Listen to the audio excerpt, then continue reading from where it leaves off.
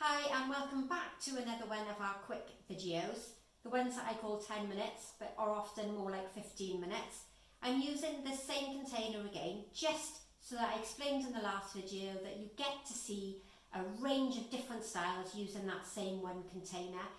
Particularly when you're learning whether it's either floristry or flower arranging, you tend to think that you need to have lots of different containers, and often that's not the case.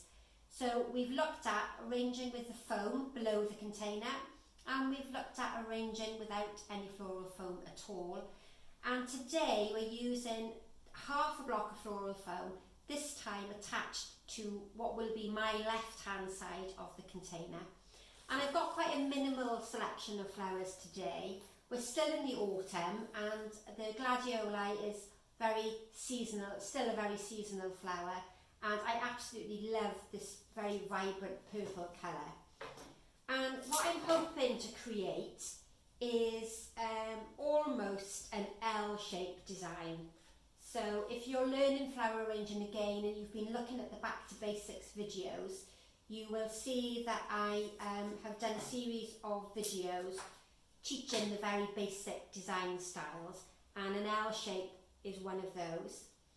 And this time I'm going to just use, hopefully, the Gladioli and some lovely foliages.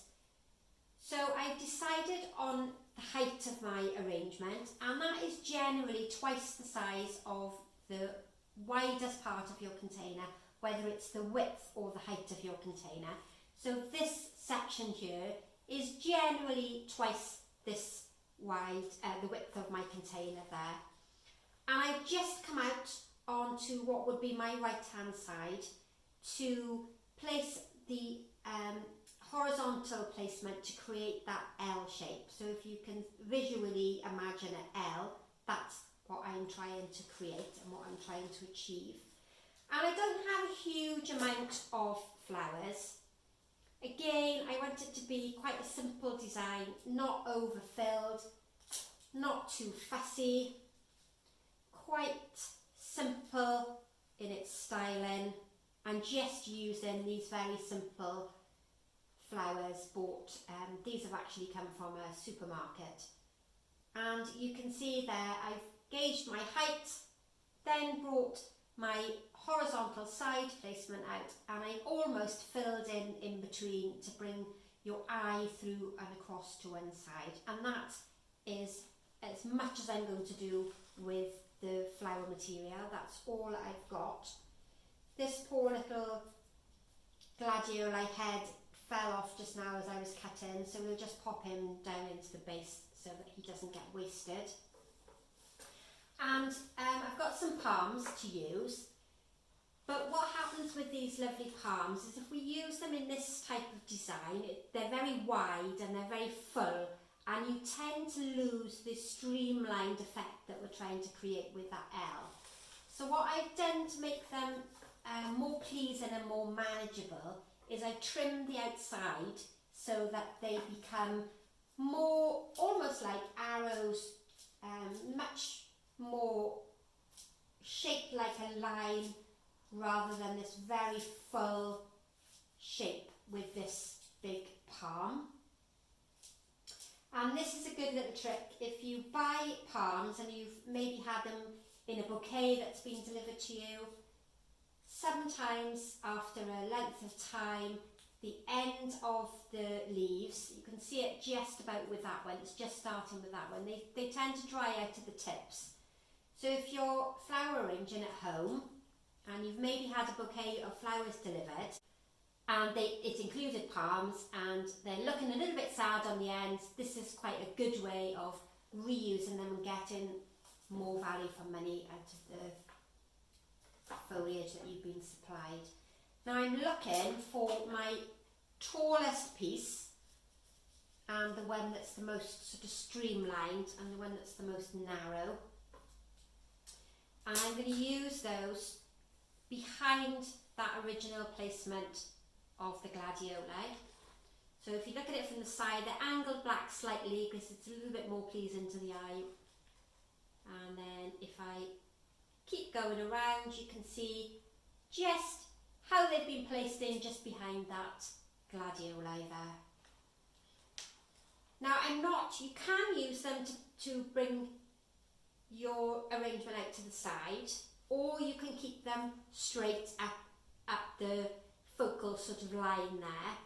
And I think I'm going to go with using them out towards the side because that looks quite attractive. So that is almost going to sit underneath my original placement with the gladioli. Now it doesn't matter whether your foliage goes in first or whether your outline flowers go in first. Really it depends on who taught you and where you learned your training and how you've developed your own style of arranging. Now this is just a little piece left over that I'm going to slot down there towards the front.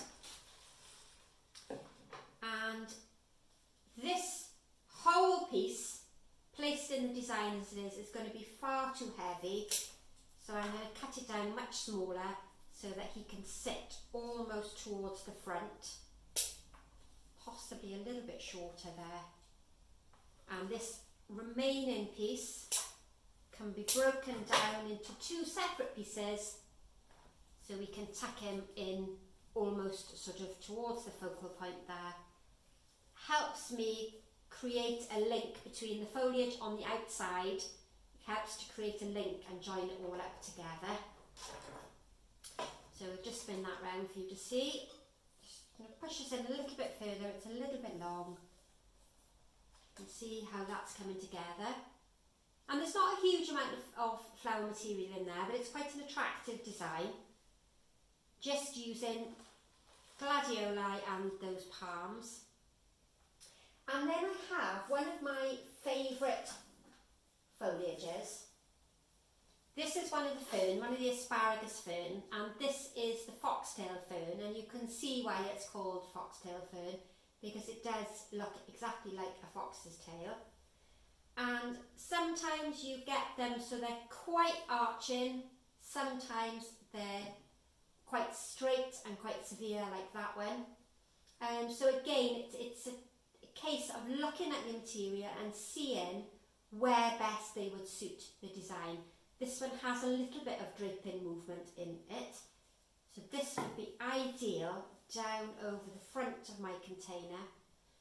And that straighter piece that I looked at is much better placed for going vertically in the arrangement alongside those gladioli.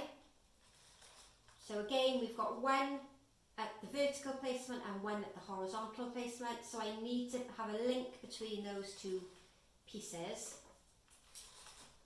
so that they don't look like a pair of arms dangling out over the side. We need to connect them together in quite a minimalist way, not to overfill the arrangement and make it really sort of cluttered. Yeah, so how's that coming together there? I'm just hoping that I have one long enough to pop up at the back there as well, so that we continue in the height, and that's quite a limey green colour. We're bringing that up there towards the back. Now while you look at the front there, I'm just going to fill in around the back with some of this pistache. This is quite often found in supermarket mixed bunches, and it's a good filler material that we use as florists. It's fantastic in hand ties. It lasts really well. It's a foliage that you will find growing in the Mediterranean, so if you're lucky enough to have been on holiday this year, you might recognise it. It's used almost like our privet is in this country. It's a bit like a hedging material. And I always laugh, I think somebody somewhere thought one day, well, the British flower arrangers would like that foliage, let's chop it down and send it over to them. So a really good one for lasting and a great one for filling in little gaps. So we don't want to, I'm just going to thin this little section out here, because we don't want to overfill it from the front. When you're looking at it from the front, we don't want to have that big cluster of foliage sticking out there. And I just drop one on the floor, so this will work quite well to come out onto my shorter side, just to strengthen the width and the outline of my arrangement.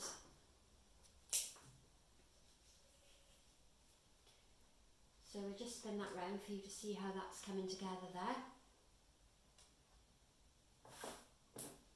So quite simple, not a huge amount of flowers in there. Very, very elegant in its styling. And then what I'm going to do, you might have seen me use these before. This of course is a lovely peacock feather, and it's a wonderful colour match with the gladioli. So I'm just going to use these on the height, and it's really just to bring in a little bit of a different texture and a different shape, make the design more interesting. And I'm going to repeat that. Now what we need to do is we need to find one, so you can see with that one that they're all bending the wrong way. So ideally I would like one that hangs beautifully towards the right hand side, and that is my best one. So I'm going to cut that a little bit shorter and bring that one out towards the edge. Now if you can see what I mean, this one is naturally bending that way, whereas to go in this side of the arrangement I would ideally like it to be bending the other way, but I don't have a choice today. So I'm just going to bring these through. One more I think is ample. Just bring, no, we'll go with the full. We're going to put them in, we might as well use them all. Just beautiful in that arrangement. The colour combination is just wonderful. That teal and that purple together is wonderful. Now what we need to be careful about, because of the eye of the peacock feather itself, that circular pattern in the middle, it can be quite dominant. So what we need to do is just angle the feather slightly in different directions, so we don't end up with all those eyes staring at you. So what do we think of that one? So it's one container, 3 different arrangements. This one with a minimal selection of flowers, and flowers that are available in the supermarket. Foliage may be a little bit harder to get hold of, but this could be trailing ivy or maybe a vine if you had it in the garden. And I hope you've enjoyed that one. Don't forget, if you're enjoying the videos, subscribe to the channel or hit the bell for a notification so that you know when we've uploaded a new video. The 10-minute designs like this take place every Wednesday at 7 PM, and the Back to Basics, which we're about design number 7 at the moment, Back to Basics are uploaded at 9:30 on a Monday morning. So your chance to see 2 different designs each week. Thanks for watching, and goodbye for now. See you all very soon.